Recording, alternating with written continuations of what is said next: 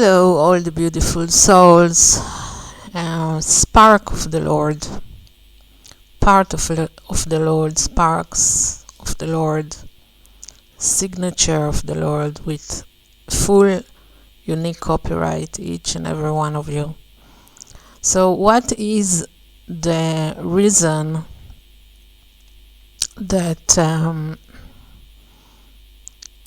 Rabbi Lubavitch asked us today to get united, and why he was not able to do it when he was on earth? Why is it such a big task to get united as Jewish people, to be as one soul, to take care for one another, to love one another, to accept one another, each one at the level he or she is, without criticism, without judgmental, without any antagonism? Why the strict religious people can't just accept that there are people that was born into normal family, not like them, and they have no clue in religious? Well, they have a clue, but not like a person that was born to a strict religious family, and from the age 0 he is been taught how to become a religious Jew. And I'm not judging right now if the religious Jewish is right or not right, if all the manifestations that they have to do, it's right or not. I don't have any clue, really. I'm a very small human being. I didn't investigate it. I know myself that I just use a few tools from the religious Jewish people because I've seen it's working for me and it's protecting me. I don't know if the rest is the same. I didn't dig into it too much. With my very small knowledge about the religious Jewish path, the strict religious Jewish path, I can say that me, among all the other normal Jewish people that are not religious, we look with well, it's like we have two different countries inside of two different nations inside of the Jewish people. The strict religious and the normal Jewish people are completely have a different life. So each group is looking at other group, and typically judging, criticizing, don't understand it at all, and don't understand how it could be to behave like this, to act like this, to be like this. So this is one of the main cut we've got inside of the heart of the Jewish soul. But let's say if we are looking at the main core of the Jewish soul, what make it so hard and so difficult for us to accept one another? Even inside of each group, there is a lot of criticize, there is a lot of judgmental, there is a lot of even punishment, there is a lot of looking above, there is a lot of not acceptance, not a full acceptance. So the Mashiach cannot come. He is waiting that we are going to be one soul, one heart. So where this split starts inside of each and every one of us, It starts inside of the soul of one Jewish person. Each and every one of us have a lot of splits inside. Since the soul had been reincarnated sometimes, millions of times, have been through a lot of kind of traumatizing events, and life and death, it's traumatized. It's not an easy task to be born again or to die, and to go through all the things that we are going through on the everyday basic, and to gain a lot of trauma events that I assumed we all went through the same events. Eventually we all cover up all the material of trauma that a human being can, and this is part of the school the sadistic school on earth. I have to say what I think. It's sadistic. In any case, even that after this very long sadistic school, we learn how to, we have tools, to fight. If you're looking at the soul of the Jewish nation as one part, what we went through ancient time toward the Shoah and till today, it's completely sadistic. It's crazy. It's insane. It's endlessly traumatizing times. In each person, there is endlessly traumatizing events. So the soul cannot gather to be one piece when it's been traumatized.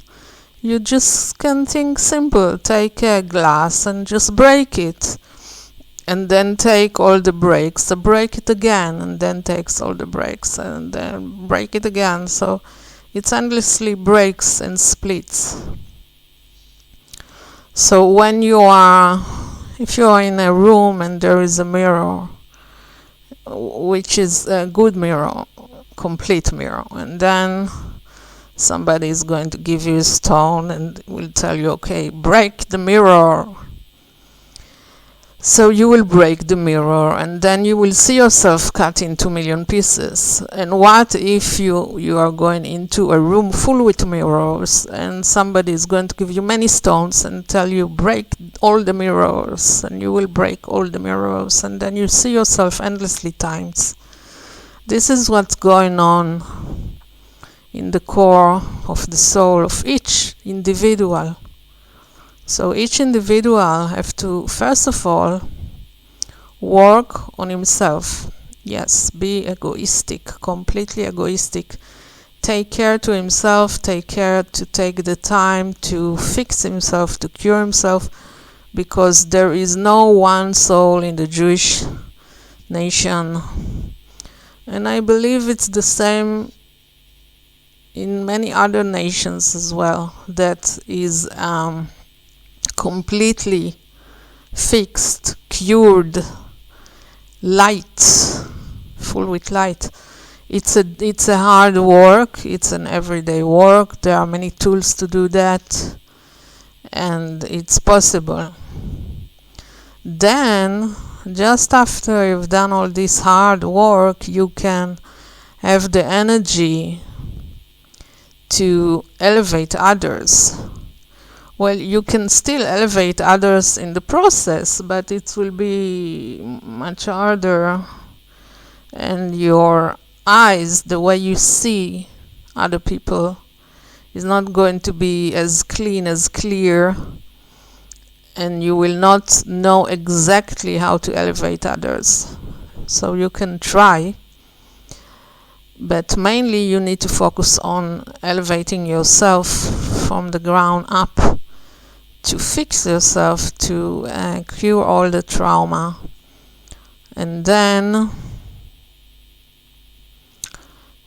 it will be much more easy if you take all the Jewish people around the world, and let's say each and every one of the individuals are going to work on curing their own soul and body. Eventually, of course, a lot of energy that was spent on being in internal split, is going to gather, and then we can do something together, and then we can elevate one another the way it should be. And so when I'm talking about Biat HaMashiach and all the process we are in, and what the Rabbi wants us to be, and even what I was talking about in the previous video, so it's in a way it's easy to talk, because we are talking. I can say, don't be critical. Do you think that I am not a critical person? Well, you don't know me. I'm a critical like a dragon. If there is something realistic that need justice, that need to be cured by a good criticism, so I'm a fighter. I will criticize it till the end. So there is many angles to the process of become one soul as Jewish people. And yes, we have to start maybe with the biggest split, that is to start accept the other side of us, the strict religious people next to the not the normal Jewish people, that have a lot of difference between, and we don't know and we don't understand each other. And I think that it should have been some kind of, let's say, some kind of a method that strict religious people will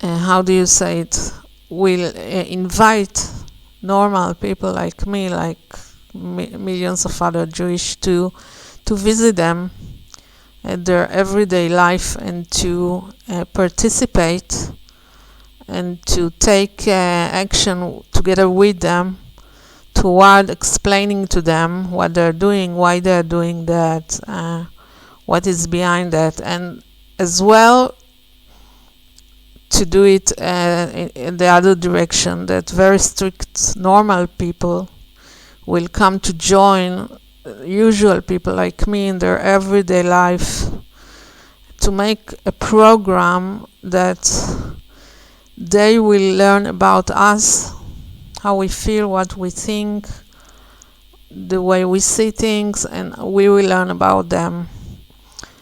It's like going to, it is the same. It's like going to the jungle and see there are a group of primitives living in the jungle, and they teach you. They teach you who they are. They teach you how they behave. They teach you how they cook. They teach you how they hunt. For me, it's the same. Because as long as we don't teach each other what the other person sees, feels, acts, why he do that, we cannot know. We simply cannot know, and to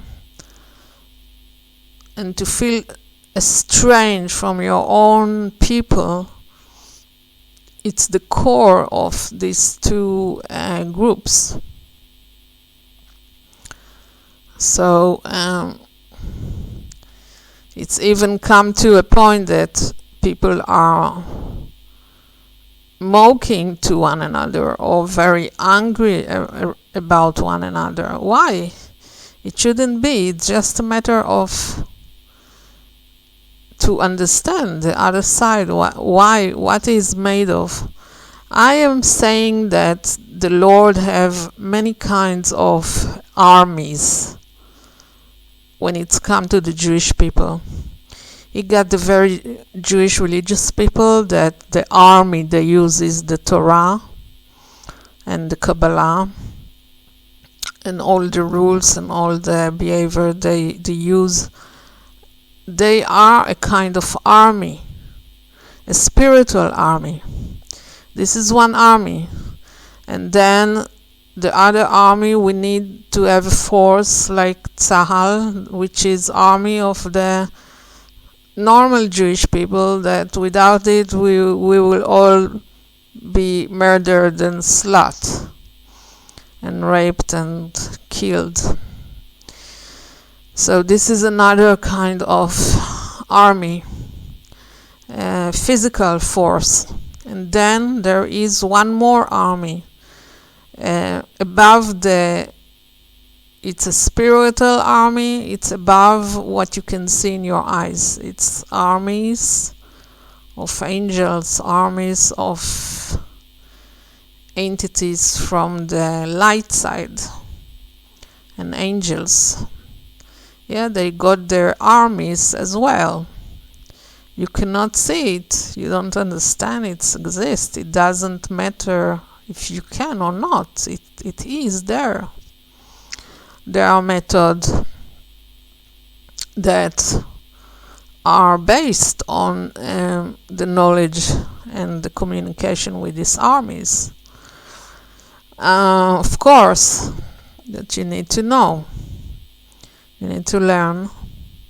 You need to experience, and you need to prove what you know to yourself. So, when it's come to unite the Jewish soul to one part, there is a lot of work to be done, and the core of everything is knowledge, is to understand what there is behind something that you don't understand, to uncover things, to realize them, to see them in your eyes, to watch them, to learn them, and not to jump like a monkey and just put a frame on other person that you didn't investigate it deeply to understand what he's made of, why he's saying what he's saying, why he's talking like this, why he's living like this. This is the monkey behavior. I personally got a lot of this kind of monkey reactions toward me. When I'm saying I'm the reincarnation of Marilyn Monroe, many monkeys are jumping and, framing me in all kind of frames, which the pastor used to be emotionally, thinking about it too much. And then I realized, well, they don't know anything. For them, it's the easy way to feel powerful and to frame somebody without anything that you know about him. Even 1 minute of his life you don't know. It's stupidity. It's monkey. It's be a monkey. So in any kind of process that you want to unite something which was spread all over, you need to make some kind of investigation. You need to go deeper. You need to understand what make this part spread, what make the mirror broken. You took the stone and you throw it on the mirror and it's make it broken. But if you go into a room and all the mirrors are there broken, and you didn't see the action that make it become broken, so you will start to think, oh, this happened like this and this happened like this, and you frame it. Maybe it was an aircraft. You just frame it. You just put something you think, you just, take it from your pocket and just frame it. But you have not been there in the process. You don't know what took place. You don't know exactly what happened. You don't know nothing. You just frame it in order to feel secure. So this is normally what people do to any subject in the world, especially if they don't understand the other person. Especially if they see something that looks strange. They don't understand why he's acting like this, why he's saying like this, what's going on. So when you put a frame on something, you feel secure, that's all. So the basic is a lack of security. So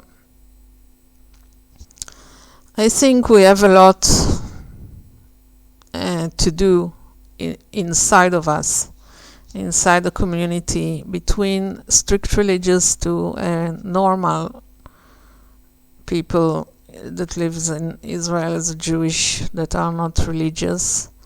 I think not much have been done. I think there is a lot to be still that need to be done, and I trust that after a process of understanding, of learning, of knowing, people will be realized that at the end of the day we are all one. We want the same thing. We want peace. We want security. We want love. We need nourishment. Each one had his nourishment behavior. They are being nourished directly from the Lord. We are part of the people are still not there, so they are being nourished more from music or theater or other things, books, which are tools that the Lord sent to us in order to nourish us, to give us information. And at the end of the day, it's everything about information. Where do you get this information? Who gave it to you? What this information is made of? What the path you are choosing toward reading a book or see a movie? Is it give you a good path? Is it direct you to the right path? Is it helping your soul, or is it traumatized you again?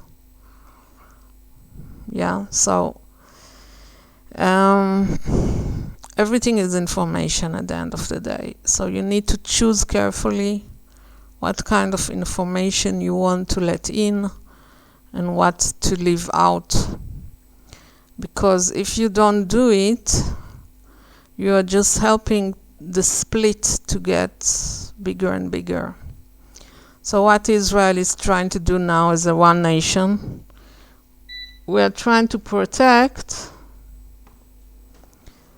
what we still have, because all the people around us all the time want to take,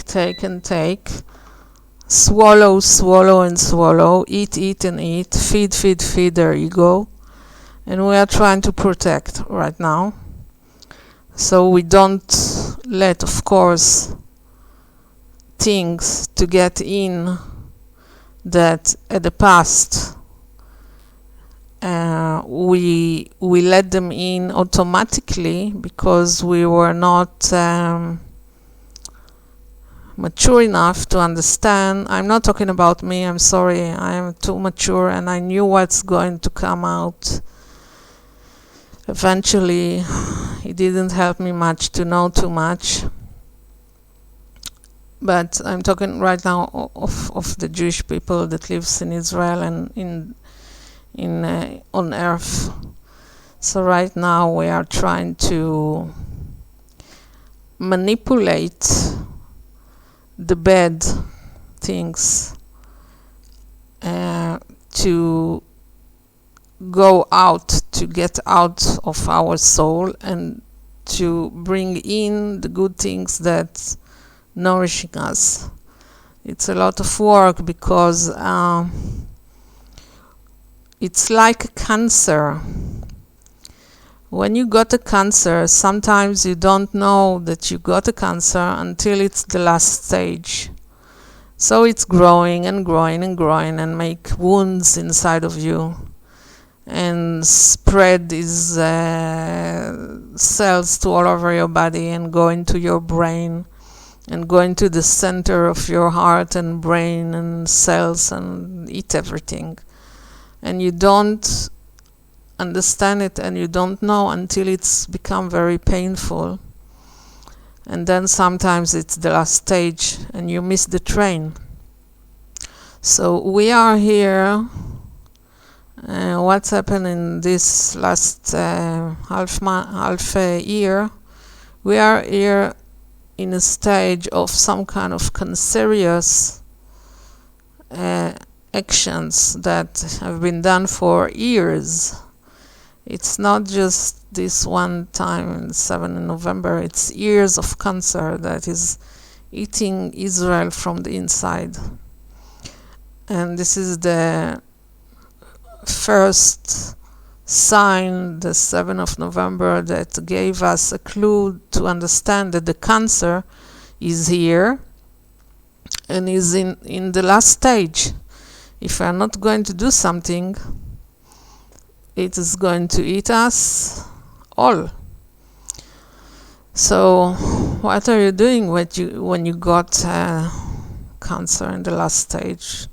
First of all, you need to take all of it as much as you can, and then to kill like they doing all kind of massive chemo to try and kill the cells. I'm not talking about right now about what is good, what is healthy, what is not, what is curing, what is not. I'm just talking about the process to give toward the sample to usually what's been done when you find that you're having a lot of cancer inside.